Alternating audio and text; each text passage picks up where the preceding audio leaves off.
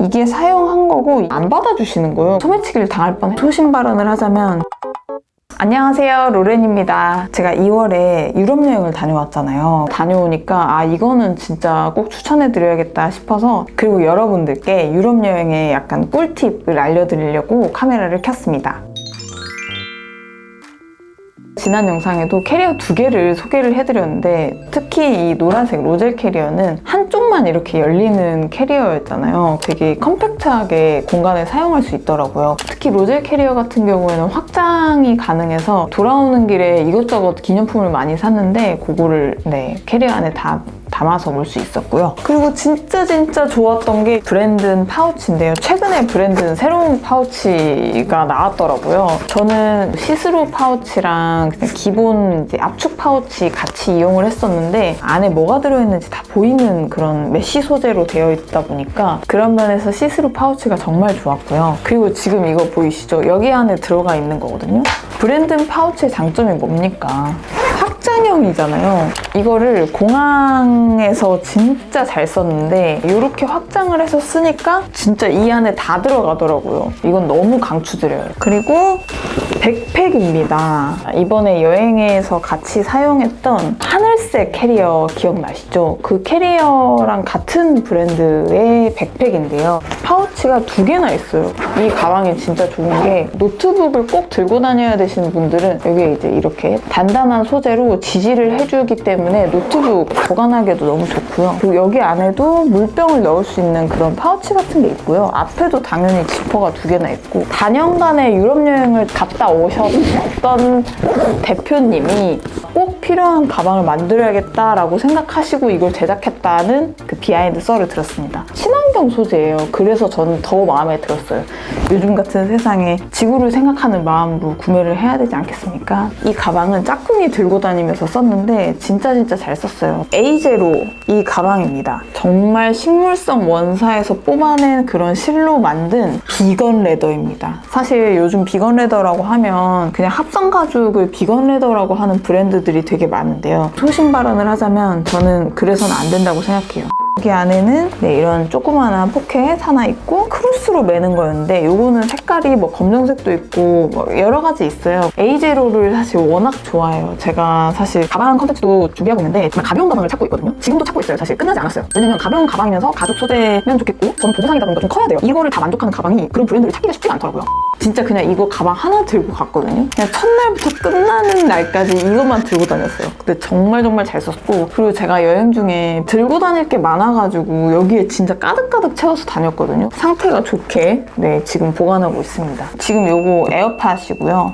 그리고 지금 요거는 노이즈 캔슬링 헤드폰이거든요. 이번에도 느꼈어요. 비행을 하실 때 무조건 노이즈 캔슬링 헤드폰이나 이어폰을 갖고 가세요. 왜냐면 비행기 기내 안에서 압력에도 문제가 있고요. 기내가 상당히 시끄럽잖아요. 요거를 끼면은 완전 새로운 세상이 돼요. 너무너무 추천드리고, 그 다음에 진짜 꼭 가져가야 된다고 생각한 게 현금을 넣을 수 있는 이런 작은 파우치예요. 저는 이제 사실 이렇게 들고 갔거든요. 요거는 현금만, 여기는 카드만 넣는 카드 지갑이고, 그리고 저는 사실 이렇게 조그만한 파우치도 하나 더 갖고 갔는데, 그 이유가 파운드를 쓰는 영국이랑 유로를 쓰는 이탈리아 이렇게 2개의 나라를 다녀왔잖아요. 그래서 그게 좀 섞이는 게 싫어서 이렇게 조그만한 것도 들고 갔어요.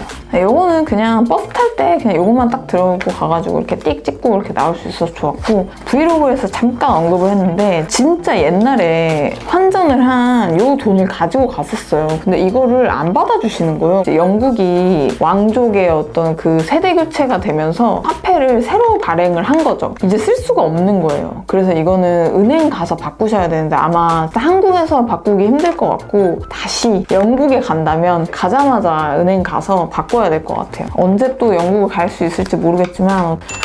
그리고 카드 같은 경우에는 이렇게 딱 2개를 가지고 갔어요. 하나는 토스 카드고요. 하나는 트래블 월렛을 들고 갔어요. 얘는 어플로 필요한 돈을 먼저 입금을 하고 그 돈 안에서 사용하는 방식의 카드고요. 얘는 그냥 체크카드, 신용카드인 거예요. 근데 제가 이런 거에 대해서 잘 알아보지 않고 갔었는데 처음에 어떻게 이용하는지 모르고 자꾸 계산이 안 되는 거예요. 그래서 얘를 그냥 썼었어요.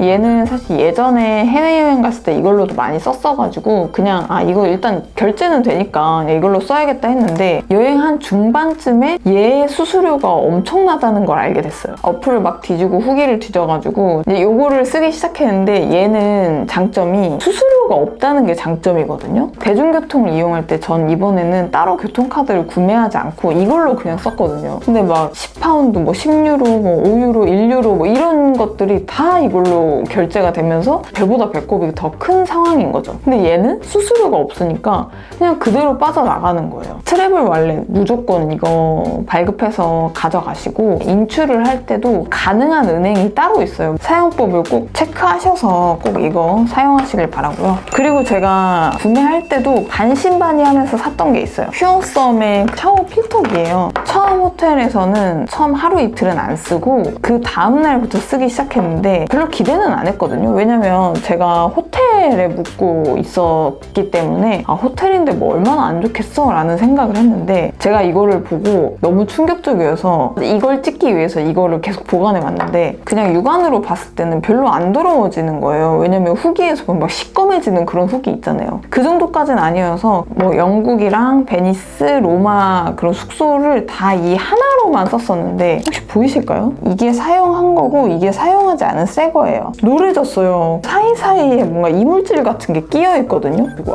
이거 이래서 사람들이 쓰는구나 라는 생각이 들었고 잘 샀다고 생각합니다. 처음에는 쓸데없이 돈을 쓰는 거 아닌가 라는 생각이 들었었는데 이걸 딱 보고 잘 샀다 라는 생각이 들었어요. 그 다음으로는 굳이 안 가져가도 됐겠다 라고 생각했던 아이템들을 소개해 드릴 건데요. 첫 번째로 다이소에서 자전거 뭐 도난 그런 거를 샀거든요. 제가 기차를 한번 이용해서 이동을 할 때 요거를 사용했었어요. 근데 사용할 필요는 없었던 것 같아요. 아무도 이걸 안 쓰더라고요. 다른 외국인들도 다 같이 기차를 탔는데 그냥 타더라고요. 두 번째로는 사실 이거를 두 개를 이제 포장지 떼가지고 들고 갔었는데 이거 한 번도 안 썼어요. 다만 제가 그 소매치기를 당할 뻔했다고 했잖아요. 그 수법을 알았는데 2인 1조고요. 한 명이 지퍼가 잠겨있지 않은 사람의 가방이 보인다. 그리고 그 가방이 지퍼가 내 등 쪽에 안 보이는 쪽에 하면은 스카프 같은 걸 두르고 계시다가 그 가방 위로 이걸 쓱 올려요. 손을 넣어서 지퍼를 열고 가져갔을 것 같아요. 근데 쓱 하자마자 제가 그걸 발견해서 제지를 하니까 도망가더라고요. 만약에 그런 상황에 알아채지 못했다면 사실 이런 게 필요하긴 하죠. 지갑이나 이런 게 달려 있었으면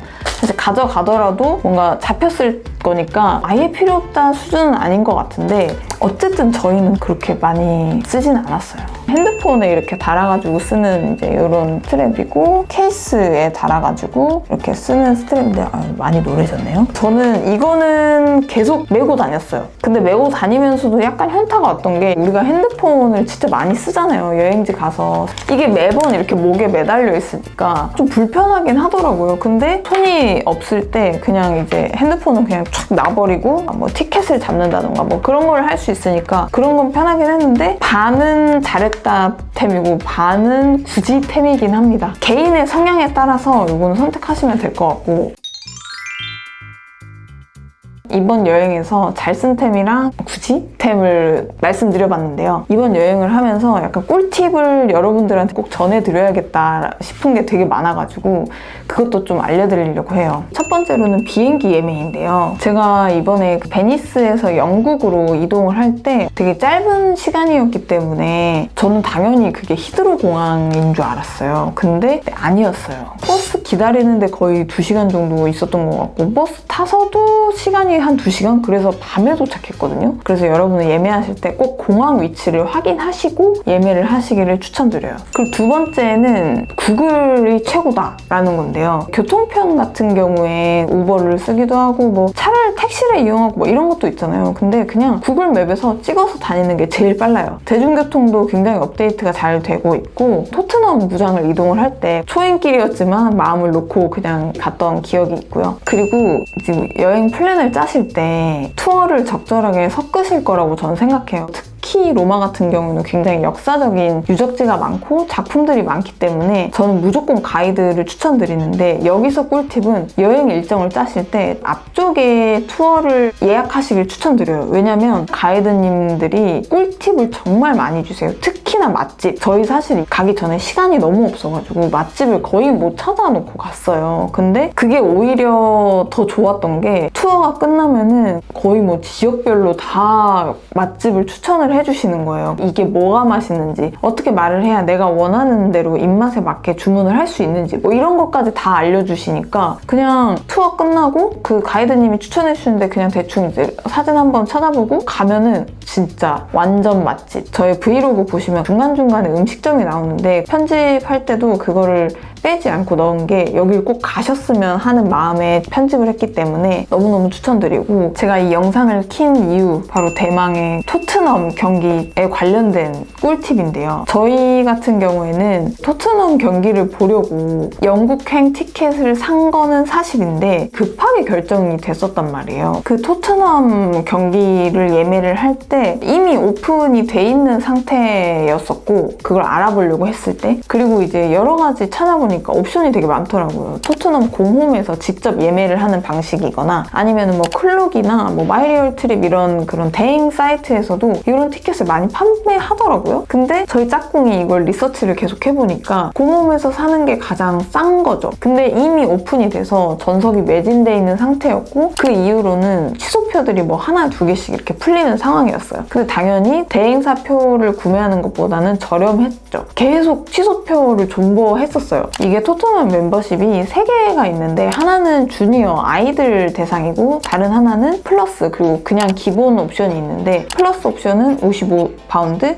그냥 옵션은 45파운드예요. 이 차이가 뭐냐면 플러스 옵션 같은 경우에는 티켓이 예매가 풀리는 날짜 있잖아요. 오픈 날짜보다 하루 전날에 티켓을 살 수가 있어요. 저희는 이미 오픈이 된 상태였고 일단 티켓을 구매는 하긴 해야 돼서 45파운드를 내고 그냥 일반 그런 멤버십을 가입을 했고요. 그리고 둘이 같이 뭔가 예매를 하려면 커넥트 하는 작업까지 했어야 됐기 때문에 각각 멤버십을 가입을 했고요. 그리고 이 취소표의 시스템이 뭐냐면 이미 구매한 사람이 되팔 수가 있는 거예요. 좌석마다 피가 붙어있죠? 제일 처음에 그냥 공식적으로 오픈돼 있을 때보단 당연히 가격이 비싸지만 그게 너무 천차만별이에요. 그때까지만 해도 뭐 클룩이나 마이리얼TV 그런 대행사 티켓에 옵션이 있긴 있었는데 그러니까 기본 30만 원부터 시작하더라고요. 저희는 그게 너무 부담스러운 거예요. 왜냐면 저희는 원래 이게 얼마인지를 이미 봐버렸기 때문에 그러면 우리가 취소표를 노려보자 했고 여행하는 내내 그거를 계속 확인했어요. 근데 이제 영국에 갈 시간이 가까워져 왔는데도 저희가 이거를 예매를 못하고 있어서 진짜 최악의 상황이면은 토트넘 경기를 보려고 영국을 가는 건데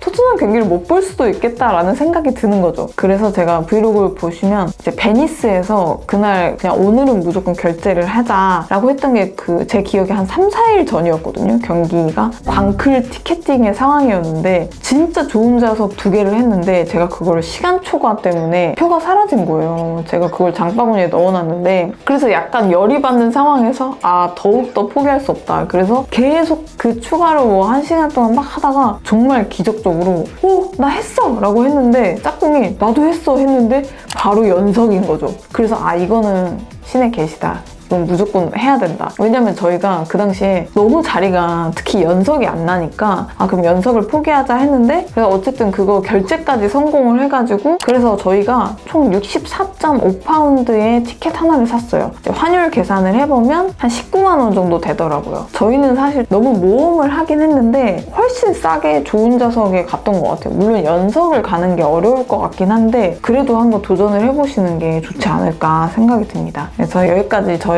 유럽 여행 꿀팁이었고요. 내용이 좀 유익했다면 구독과 좋아요 꼭 눌러주시고 그리고 다음 영상에서 뵙도록 하겠습니다. 안녕!